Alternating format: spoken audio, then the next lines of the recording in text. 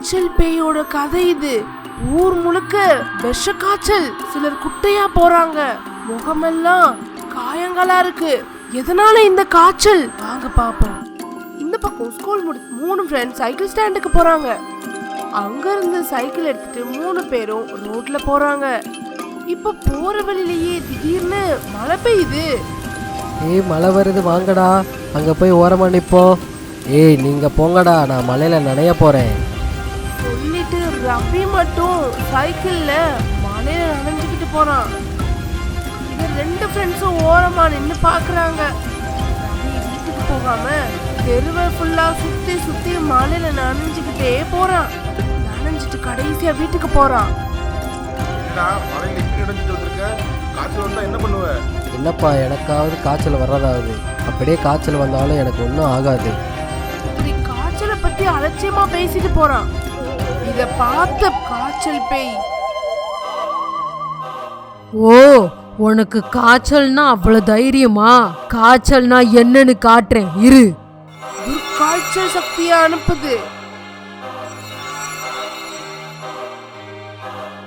அவனுக்கு அன்னைக்கு ராத்திரியே காய்ச்சல் வந்தது. சாதாரண காய்ச்சல் இல்ல, ரத்தமா வாந்தி எடுக்கிறான். அவன் எடுத்த வாந்திய பார்த்து பயப்படுறான். அப்படியே கண்ணாடிய பார்த்தா அவன் முகம் முழுக்க ரத்த தழும்புகளா இருக்கு. இத பார்த்து அவங்க அப்பா பயந்து போய் டாக்டரை வீட்டுக்கு கூட்டிட்டு வராரு. ஆனா அது உண்மையான டாக்டர் இல்ல, காய்ச்சல் பேய் தான் டாக்டரா மாறி வருது.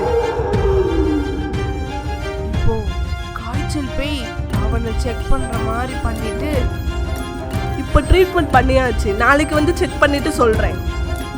இந்த பக்கம் கதிர் ஃப்ரெண்ட்ஸ் கூட டியூஷன் போறான்.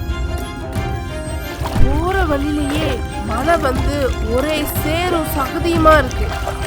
அவன் இறங்கி கிருமிகள் இருக்கிற அந்த இடத்துல குதிச்சு குதிச்சு விளையாடுறான். எல்லாரும் படிக்கிறதுக்கு டியூஷன் போயிட்டாங்க. ஆனா இவே ரோட்ல போற வழியில இருக்கிற ஐஸ்கிரீம் கடையை பாக்குறான். அங்க போய் ஐஸ்கிரீம் சாப்பிடுறான். ஒண்ணு இல்ல, விதவிதமா 3 ஐஸ்கிரீம் வாங்கி சாப்பிடுறான். மழையிலேயே நனைஞ்சுக்கிட்டு வீட்டுக்கு வர்றான், கையில ஒரு ஐஸ்கிரீமோட. ஏன்டா இப்படி மழை நேரத்துல வெளியே போயிட்டு வர? காய்ச்சல் வந்துரும்ல. அப்படியே காய்ச்சல் வந்தா சந்தோஷம், ஜாலியா லீவ் போட்டு வீட்லயே இருப்பேன்.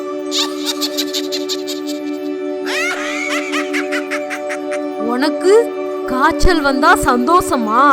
உனக்கு இருக்கு. உடனே காய்ச்சல் பேய் தன்னோட துர்சக்தியை அனுப்புது. அவனுக்கு அன்னைக்கு ராத்திரியே காய்ச்சல் வருது. அப்படியே கொஞ்சம் கொஞ்சமா குட்டி ஆயிட்டான். அவங்க அம்மா பார்த்து ஷாக் ஆகுறாங்க. அவங்க அம்மா அழுகிறத பார்த்து இவனுக்கு ஒரே ஷாக்கு. என்னன்னு ஒண்ணுமே புரியாம கண்ணாடிய பாக்குறான். நம்ம கொஞ்சம் குட்டி ஆயிட்டோம்னு அவனுக்கு தெரியுது. ஆனா அவன் கண்ணாடிய பார்த்த மறு வினாடியே இன்னமும் கொஞ்சம் குட்டி ஆயிட்டான். இத பார்த்து அவனுக்கே ரொம்ப பயம் வந்துருச்சு. உடனே டாக்டர்கிட்ட போனாங்க. இதனால கதிரோட அம்மாவும் ரவியோட அம்மாவும் வீட்டுல ரொம்ப சோகமா உட்கார்ந்துட்டு இருக்காங்க. அப்போ டிவில ஒரு நியூஸ் வருது. வணக்கம், முக்கிய செய்திகள். புதிதாக பரவி வரும் காய்ச்சலால் மக்கள் அனைவரும் பாதிக்கப்படுகிறார்கள். இந்த காய்ச்சலால் குழந்தைகள் குள்ளமாகவும் இரத்த வாந்தி எடுப்பதாகவும் கூறி மருத்துவமனையில் சிகிச்சை பெற்று வருகிறார்கள். மக்கள் அனைவரும் வீட்டில் பாதுகாப்பாக இருங்கள். அந்த நியூஸ் முடிஞ்சோடனே எல்லார் டிவிலையும் ஒரு உருவம் தெரிஞ்சது. சொல்லுச்சுன்னா, என்ன காய்ச்சல்னா உங்களுக்கு விளையாட்டா இருக்கா? காய்ச்சல் வரும்னு தெரியாம மழையில விளையாடுறீங்க, சகதியில விளையாடுறீங்க, மழை நேரத்துல ஐஸ்கிரீம் சாப்பிடுறீங்க. அதான் உங்களுக்கு காய்ச்சல் அனுப்புறேன்.